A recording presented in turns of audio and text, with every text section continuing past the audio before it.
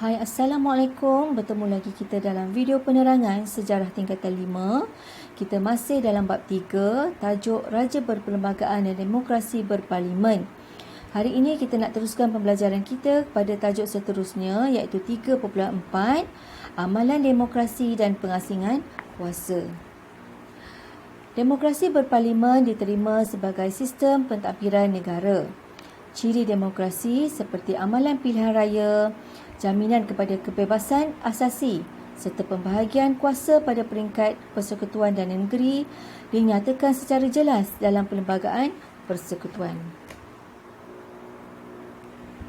Amalan pilihan raya. Pilihan raya ialah elemen penting yang menandakan wujudnya amalan demokrasi yang diamalkan sehingga hari ini di negara kita. Pilihan raya umum diadakan dalam tempoh 5 tahun sekali dan kita sebagai warga negara, kita hendaklah memahami kepentingan pilihan raya yang memberikan mandat untuk membentuk kerajaan.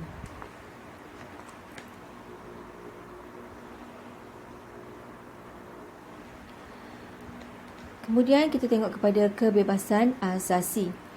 Kebebasan asasi ataupun kita sebut juga hak asasi adalah hak yang dimiliki oleh seseorang individu di sisi undang-undang. Okey, kebebasan asasi ini yang diperuntukkan dalam perlembagaan tidak bersifat mutlak tetapi tertakluk kepada sekatan oleh undang-undang yang telah digubal oleh Parlimen Malaysia. Sekatan yang dilakukan ini adalah untuk memastikan ketenteraman dan kesejahteraan awam terjamin dalam masyarakat yang demokratik. Okey, kita akan lihat kebebasan yang digariskan dalam perlembagaan persekutuan. Okey, berkaitan dengan kebebasan asasi iaitu melibatkan kebebasan diri, kebebasan beragama, hak berkenaan dengan pendidikan dan juga kebebasan bersuara, berhimpun dan berpersatuan.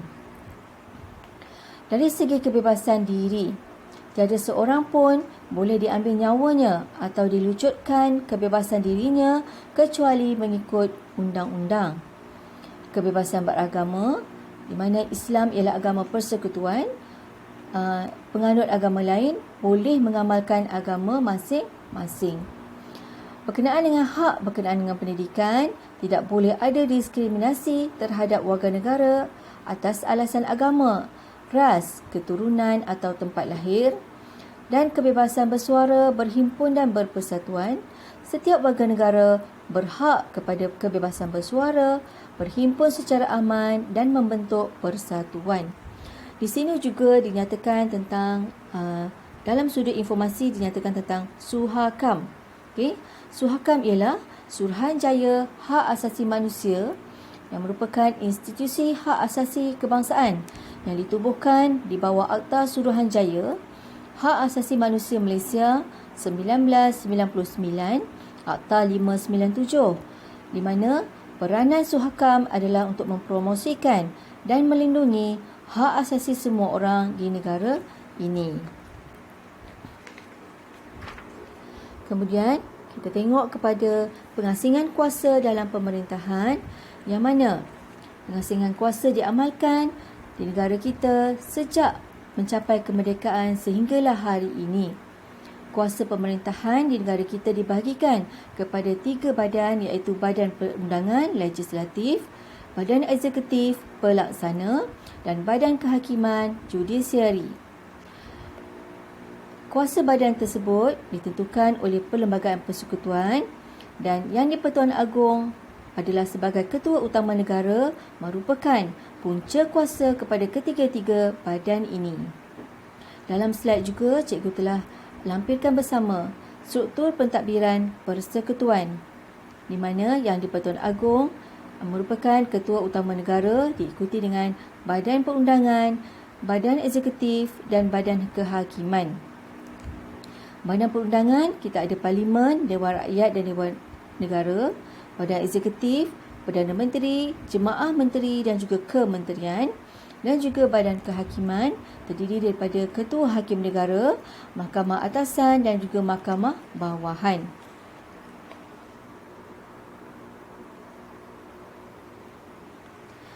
Okey, Kemudian kita nak tengok tentang badan perundangan.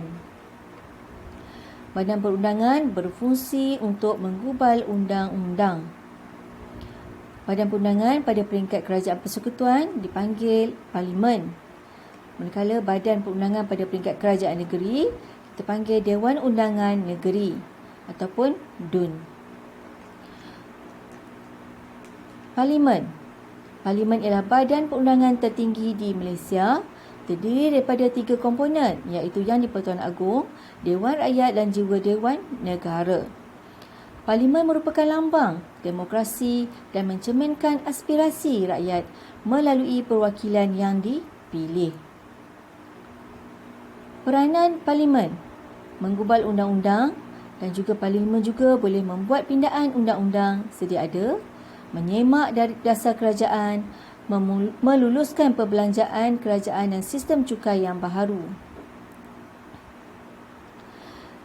Yang di-Pertuan Agong, salah satu komponen dalam badan perundangan, Dewan Negara atau Senat, dewan tertinggi dalam sistem perundangan negara, membahaskan rang undang-undang yang diluluskan oleh Dewan Rakyat dengan lebih teliti.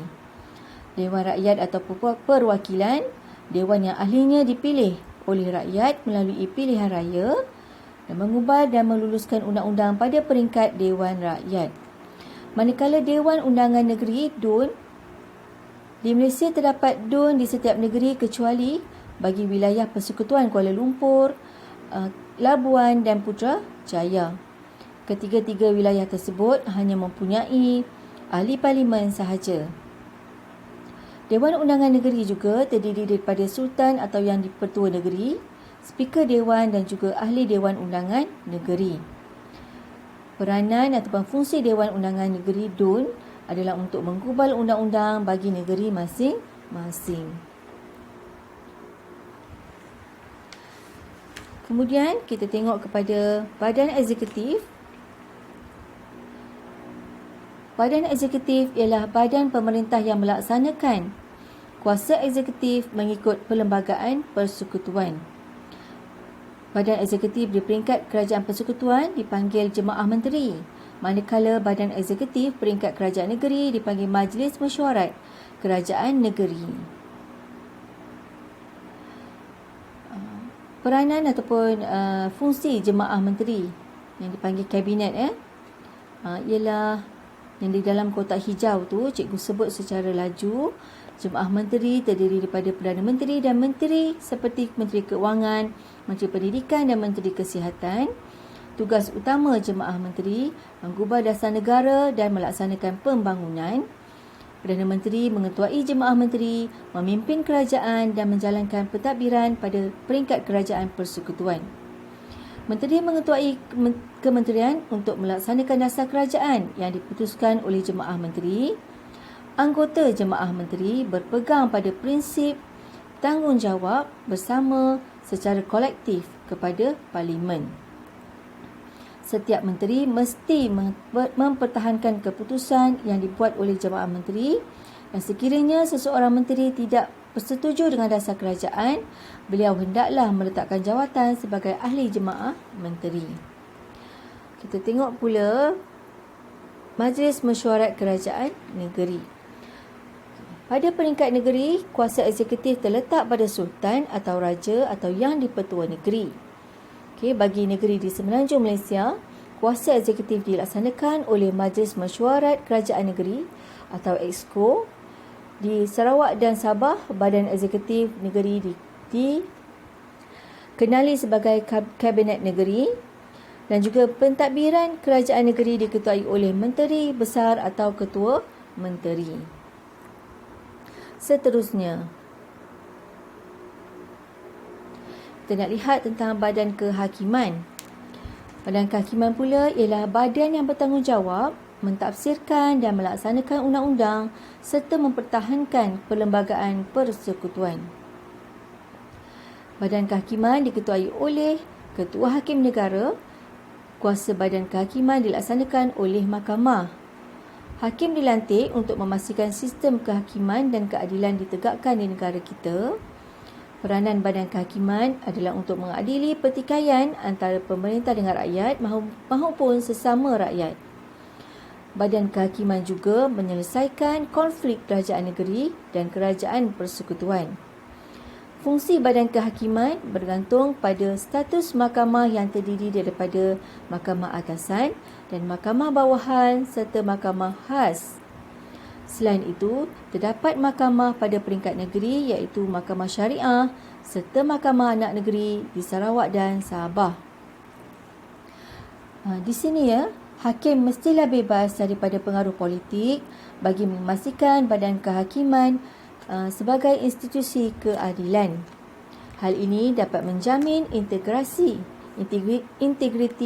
badan kehakiman sebagai badan yang bertanggungjawab menjamin keadilan sosial demi kesejahteraan rakyat. Sebagai individu yang mempunyai hak yang dijamin oleh perlembagaan, kita sewajarnya memahami kepentingan, menjunjung prinsip keluhuran perlembagaan dan kedaulatan undang-undang seperti yang tersurat dalam rukun negara. Pengasingan kuasa dalam pemerintahan negara penting untuk mewujudkan pemerintahan yang adil dan saksama. Pengasingan kuasa juga dapat membentuk konsep semak dan imbang dalam pemerintahan supaya kuasa pemerintahan tidak dikuasai oleh seseorang atau sesebuah institusi. Okey. Selesai kita dalam bab 3.4 iaitu amalan demokrasi dan pengasingan kuasa. Jadi apa yang kita dah belajar hari ini? Kita belajar tentang ciri demokrasi yang diamalkan di negara kita dan juga pengasingan kuasa, di mana kita belajar tentang amalan pilihan raya, kebebasan asasi ataupun hak asasi, pengasingan kuasa dalam pemerintahan yang melibatkan badan perundangan, badan eksekutif dan juga badan kehakiman. Okey, kita berhenti sampai sehingga di sini. Sampai berjumpa lagi. Sekian, terima kasih.